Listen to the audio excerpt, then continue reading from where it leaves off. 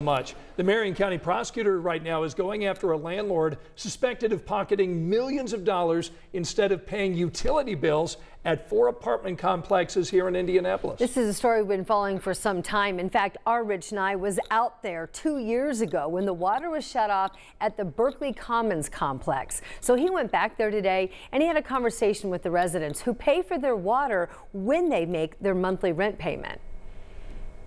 Court records say 4 apartment complexes in Indianapolis ran up a total delinquent utility bill of almost $2 million over 2.5 years.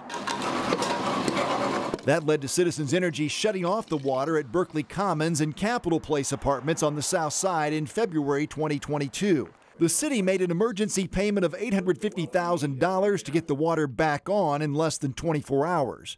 Investigators tried to track down the owners for more than a year. As we started to go through the different business entities that were involved in the ownership of these properties, you saw nonprofit groups, you saw different corporate entities, not only in the state of Indiana, but around the country.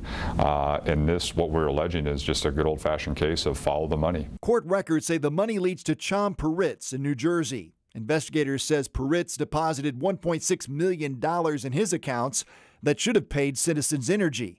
He's charged with corrupt business influence and 12 counts of theft. I think it's appropriate. I mean, we were under the restraint of not being able to use the water, and nobody understood why.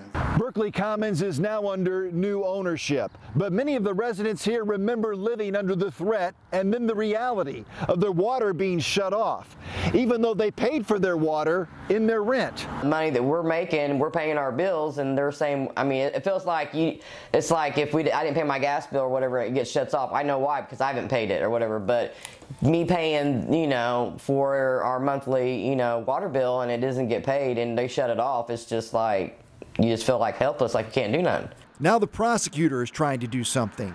In Indianapolis, Rich Nye, 13 News.